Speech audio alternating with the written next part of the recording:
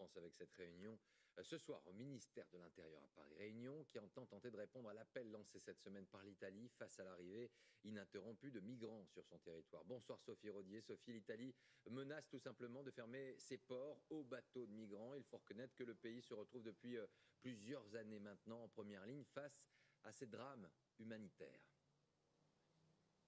Oui, et c'est effectivement une menace qu'ils brandiront peut-être ce soir au cours de ce dîner de travail qui réunit le ministre de l'Intérieur Gérard Collomb et ses homologues italiens et allemands en présence du commissaire européen aux migrations. Alors l'objectif de cette réunion, c'est de voir comment est-ce que l'Europe peut mieux aider l'Italie à faire face à l'afflux des migrants sur ses côtes. C'est d'ailleurs l'une des questions qui sera abordée également au cours d'une prochaine réunion qui se tiendra en Estonie la semaine prochaine, car aujourd'hui, les Italiens demandent des mesures d'urgence.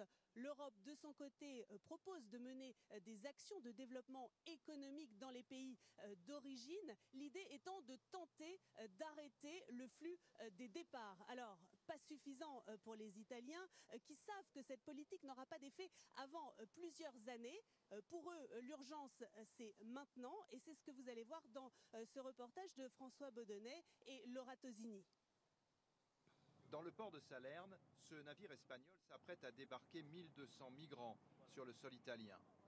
Plus au sud, à Brindisi, un bateau de guerre britannique accoste avec 400 naufragés, dont beaucoup de blessés par balles, secourus dans le canal de Sicile. Depuis 10 jours, c'est la même scène dans tous les ports italiens. Des milliers d'hommes, de femmes et d'enfants sauvés en mer par des équipages allemands, français ou espagnols.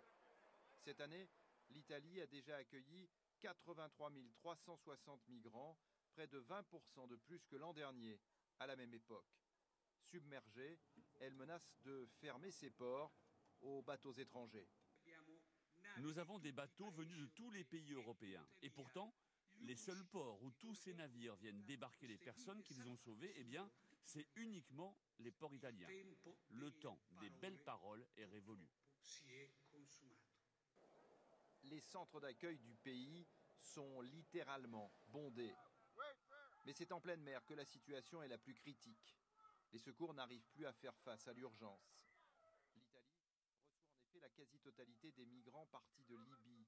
Ils viennent de Guinée, de Côte d'Ivoire, du Nigeria, mais également d'Érythrée, du Soudan, d'Égypte et de Somalie. Rome souhaiterait partager le fardeau et que des navires de sauvetage aillent accoster à Barcelone ou à Marseille. Il est peu probable qu'elle obtienne gain de cause.